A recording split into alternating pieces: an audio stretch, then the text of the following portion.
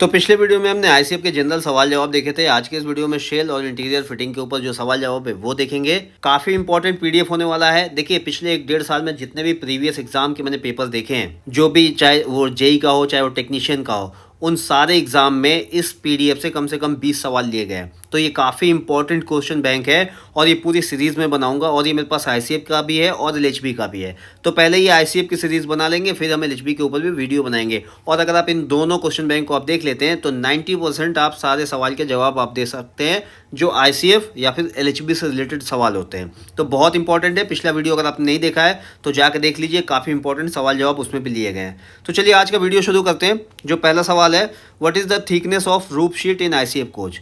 ICF coach में छत में जो शीट लगा होता है उसकी मोटाई पूछी जा रही है। 4 ऑप्शन है, 2.1 mm, 1.9 mm, 1.8 mm और 1.6 mm। तो राइट आंसर हो जाएगा 1.6 mm, यानी कि ऑप्शन नंबर डी।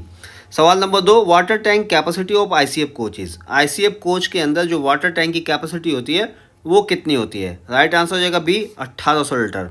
सवाल number 3, total water tank capacity of WRA system लगे हुए कोच में टोटल वाटर टैंक की कैपेसिटी कितनी होती है। तो इसका राइट आंसर हो जाएगा यहाँ पे सी, 1800 लीटर। देखिए, जो वाटर टैंक कैपेसिटी है, अगर हम आईसीएफ कोच में हम एसी और नॉन एसी की बात करें, तो अगर हम नॉन एसी की बात करें तो नॉन एसी में जो बड़े बड़े टैंक आपको नीचे एसी में दिखने को मिलते हैं वो नॉन एसी में नहीं होते हैं। नॉन एसी का जो वाटर टैंक होता है वो सिर्फ वॉशरूम के ऊपर होता है। और अगर हम 4 वॉशरूम होता है, दोनों एंड पे 2-2 वॉशरूम होता है, 2-2 बाथरूम होता है, तो एक में यहाँ 450 लीटर होता है। ये 450 लीटर और 450 लीटर और 450 लीटर, ये होते हैं चारों वॉशरूम के ऊपर 4 टैंक होते हैं जिसमें पानी भरता है। और ये टोटल इनकी जो क्षमता हो गई, ये हो गई 1800 लीटर। तो ये नॉन एसी कोच की बात हो रही है जिसमें WRA सिस्टम नहीं लगा होता है। और जिसमें WRA सिस्टम लगा होता है उसमें अंडरस्लंग, यानी जो हमारा कोच है तो नीचे की तरफ टैंक लगे होते हैं। यहाँ पे नीचे की तरफ टैंक लगे होते हैं और वॉशरूम के ऊपर भी छोटे छोटे टैंक लगे होते हैं। तो ये WRA सिस्टम वाले ये कोच होते हैं। तो यहाँ पे जो सवाल नंबर 3 है, ये total water tank capacity of WRA system पूछा जा रहा है। यानी कि ये जो दूसरा नंबर है, जो नीचे टैंक है और ये ऊपर टैंक है, इन सबको मिला के पानी की कितनी यहाँ पे क्षमता होती है। तो राइट आंसर सी हो जाएगा, 1800 लीटर। सवाल number 4, under slung tank capacity of roof mounted AC coaches fitted with WRA system is. अब देखिए, ऐसे एसी कोच जो रूफ माउंटेड एसी कोच होते हैं जिसमें WRA सिस्टम लगा हुआ है, उनके अंडर स्लंग में यानी नीचे की तरफ जो टैंक लगे हुए हैं, जैसे मैंने अभी आपको इस वाले फोटो में दिखाया था, नीचे 2 आपको टैंक दिखाया हूँ मैं, ये टैंक 1 हो गया, ये टैंक 2 हो गया। तो सिर्फ इन दोनों टैंक की कैपेसिटी पूछी जा रही है कि इनकी कैपेसिटी कितनी होती है।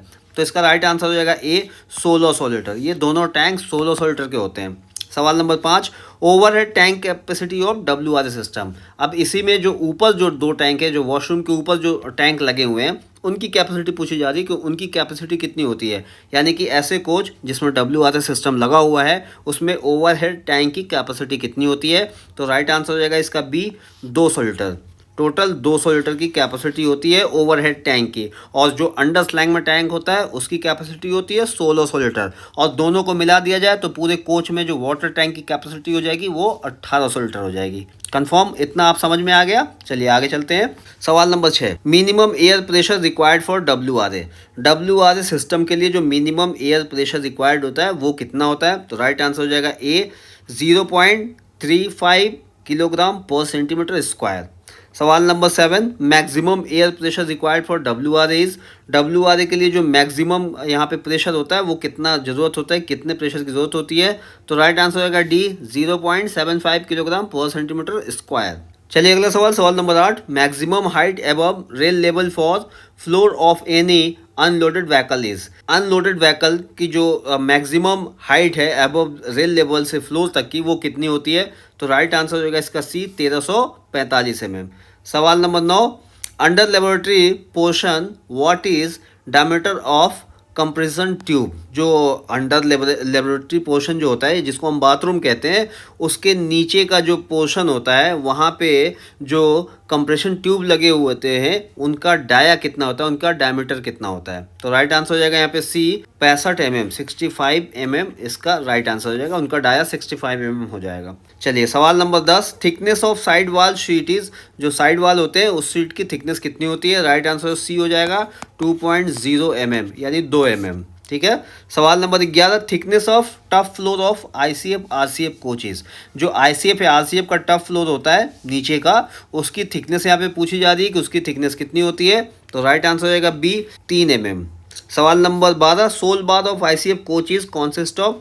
जो आईसीएफ कोच के सोल बार होते हैं वो किस आकार के होते हैं, वो कैसा होता है। तो वो राइट आंसर हो जाएगा ए, जेड सेक्शन। जो शोल बार होता है वो कुछ इस तरह का होता है, इस डिज़ाइन का होता है, तो ये जेड सेक्शन कहलाता है। सवाल नंबर 13, how many non return valve are provided in ICF coach fitted with WRA system. ऐसे आईसीएफ कोच जिसमें WRA सिस्टम लगाया गया है उसमें कितने नॉन रिटर्न वाल्व होते हैं। तो इसका राइट आंसर हो जाएगा बी, 02। चलिए अब आगे देख लेते हैं। देखिए आगे यहाँ पे ड्रॉ एंड बफरिंग गियर, जो आईसीएफ, ये जो भी यहाँ पे आपको दिख रहा है ये सारे आईसीएफ के लिए है, ये सारे आईसीएफ कोच के लिए, एलएचबी कोच के लिए नहीं है। एलएचबी कोच का हम सीरीज बाद में करेंगे। तो यहाँ पे ड्रॉ एंड बफरिंग गियर की बात कर लेते हैं। तो पहला जो सवाल है, the minimum permissible buffer height above rail level to centre of buffer is.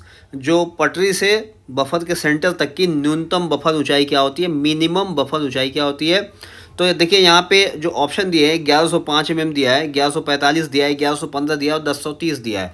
तो राइट आंसर यहाँ पे डी हो जाएगा 1030 mm। लेकिन यहाँ पे एक सवाल ये भी होना, एक पॉइंट ये भी इसमें घुसाना था सवाल में, जो मिनिमम जो बफर हाइट है ये लोडेड कंडीशन में यहाँ पे लिखना चाहिए कि लोडेड कंडीशन में।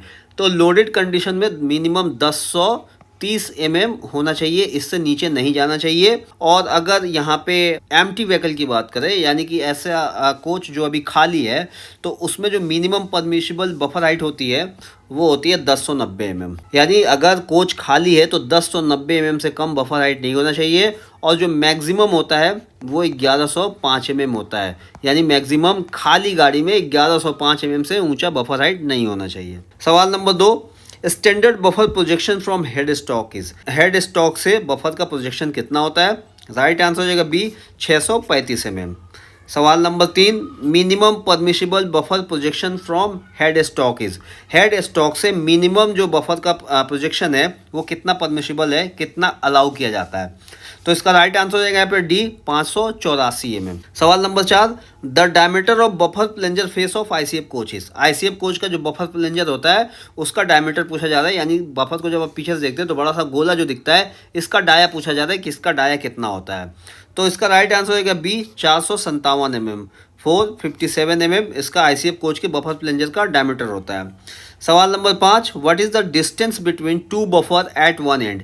एक एंड में लगे हुए दो बफर के बीच की दूरी कितनी होती है, ये डिस्टेंस कितना होता है। तो राइट आंसर हो जाएगा सी, 1956 mm। ठीक है, राइट आंसर सी हो जाएगा 1956 mm। सवाल नंबर 6 देख लेते हैं, what is the maximum buffer plunger stroke is.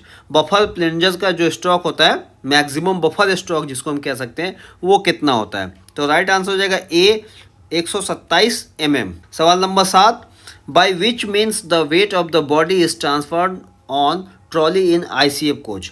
ICF coach में किस तरह से जो बॉडी का जो भार है, वज़न है, वो ट्रॉली पे कैसे आता है, कैसे ट्रांसफ़र होता है, किसके थ्रू ट्रांसफ़र होता है।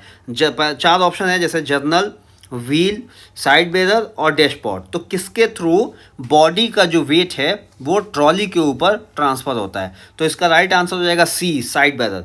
जो साइड बैरर होता है, साइड बैरर के थ्रू जो बॉडी का जो वेट है वो ट्रॉली के ऊपर ट्रांसफ़र होता है। और अगर हम वैगन और गुड्स गाड़ियों की बात करें तो वहाँ पे सेंटर पिवट के थ्रू ये सारा काम होता है, यानी सेंटर पिवट के थ्रू जो वेट है बॉडी का वो बॉगी के ऊपर यानी ट्रॉली के ऊपर आता है। जबकि आईसीएफ में जो बॉडी का वेट है वो ट्रॉली पर साइड बैरर के हेल्प से ट्रांसफ़र होता है।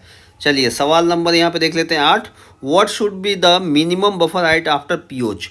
पीओच के बाद मिनिमम बफर हाइट कितना होता है, यानी वही बात है कि जो एम्प्टी गाड़ी होती है उसका मिनिमम बफर हाइट कितना होता है। तो राइट आंसर डी हो जाएगा 1090 mm, 1090 mm या 1090 mm। चलिए अगला सवाल, सवाल नंबर 9, the ICF buffer plunger is made of. जो आईसीएफ का बफर प्लंजर होता है वो किस चीज़ का बनाता है, mild steel, cast iron, cast steel या फिर एल्यूमिनियम। तो इसका राइट आंसर हो जाएगा यहाँ पे सी, कास्ट स्टील।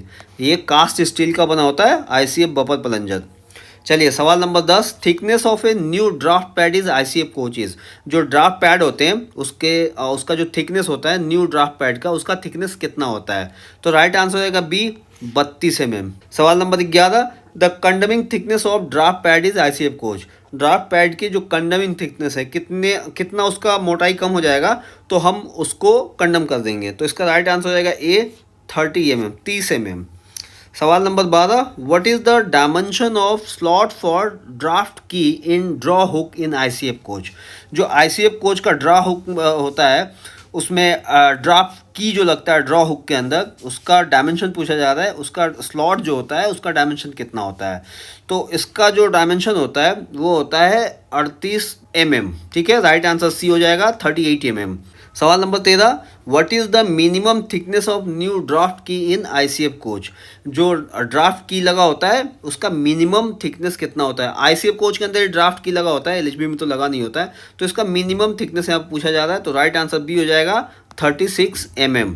अगला सवाल देखते हैं, सवाल number 14, the draw and buffing force. Draw और buffing force transmission in coach is through, किसके थ्रू ट्रांसमिशन होता है कोच में, ड्रॉ और बफिंग का। तो राइट आंसर हो जाएगा ए, सेंटर पिवट। सेंटर पिवट के थ्रू और ड्रॉ और बफिंग फोर्स ट्रांसमिट होता है कोच में। सवाल number 15, हॉलिंग capacity of HT type CBC. जो एसटी टाइप सीबीसी होते हैं इनकी हॉलिंग कैपेसिटी पूछी जा रही है, ढुलाई क्षमता, इनकी जो ढुलाई क्षमता है वो पूछी जा रही है। तो राइट आंसर होगा सी, 9000 टन। सवाल number 16, what is arc radius of buffer face. जो बफर फेस होता है उसका आर्क रेडियस कितना होता है। तो राइट आंसर हो जाएगा बी, 1905 mm। अगला सवाल, सवाल नंबर 17, in production unit in tare condition the minimum permissible buffer height above rail line to centre of buffer it. जो प्रोडक्शन यूनिट होता है वहाँ पे जो टियर कंडीशन होता है उसमें मिनिमम परमिशिबल बफर हाइट पूछा जा रहा है रेल लाइन से सेंटर ऑफ बफर। तो ये हो जाएगा राइट आंसर डी, 1095 mm। ये प्रोडक्शन यूनिट की बात हो रही है। सवाल number 18, enhanced proof load of draw gear and screw coupling is. तो राइट आंसर इसका ए, 75 टन। इसका ये संवर्धित प्रूफ लोड पूछा जा रहा है तो ये 75 टन हो जाएगा। आप कोच में देखेंगे तो आपको दोनों तरफ ये लिखा हुआ मिल जाएगा, कोच के दोनों एंड पे आपको 75 टन यहाँ पे लिखा हुआ मिल जाएगा। सवाल number 19, draw hook should be tested on load. जो ड्रॉ हुक है उसको कितने लोड पे टेस्ट किया जाना चाहिए या किया जाता है। राइट आंसर होगा सी, 75 टन। सवाल number 20, draw bars should be tested on load. जो ड्रॉ बार्स लगे होते हैं उनका जो टेस्टिंग होता है उसको कितने लोड पे टेस्ट किया जाता है। तो राइट आंसर होगा सी, 60 टन, 60 टन। सवाल नंबर 21, enhanced breaking load of draw gear and screw coupling is. जो ड्रॉ गियर स्क्रू कपलिंग होता है इसका ब्रेकिंग लोड जो होता है वो कितने पे टेस्ट किया जाता है। तो राइट आंसर हो जाएगा सी, 130 टन। ठीक है, ये सारे बहुत इंपॉर्टेंट सवाल हैं, अगर आप नोट कर रहे हो तो नोट कर लेना। सवाल नंबर 22, wear limit of 45 mm diameter hole of draw yoke is. जो 45 mm डायमीटर का ड्रॉ योक का होल होता है उसकी घिसाव की सीमा कितनी होती है, कितना वो घिस सकता है, उसकी वेयर लिमिट कितनी होती है। तो इसका राइट आंसर हो जाएगा ए, 3 mm। 3 mm उसकी वेयर लिमिट है, घिसाव की सीमा है। सवाल नंबर 23, draw gear pin is condemned at diameter. जो ड्रॉ गियर पिन है वो कंडेम हो जाता है जब उसका डायमीटर कितना से कितना हो जाता है। तो राइट आंसर हो जाएगा यहाँ पे उसका B, 30 mm after 1.0 mm wear. ठीक है, 1 mm का घिसाव के बाद 30 mm अगर हो जाता है तो उसको कंडम कर दिया जाता है। तो आज की वीडियो में बस हम इतना ही लेते हैं, अगले वीडियो में बाकी सवाल लेंगे क्योंकि ज़्यादा सवाल लेने से वीडियो बहुत लंबी हो जाती है और सवाल और जवाब समझ में नहीं आते हैं। तो आगे के वीडियो में हम बाकी सवाल जवाब देखेंगे।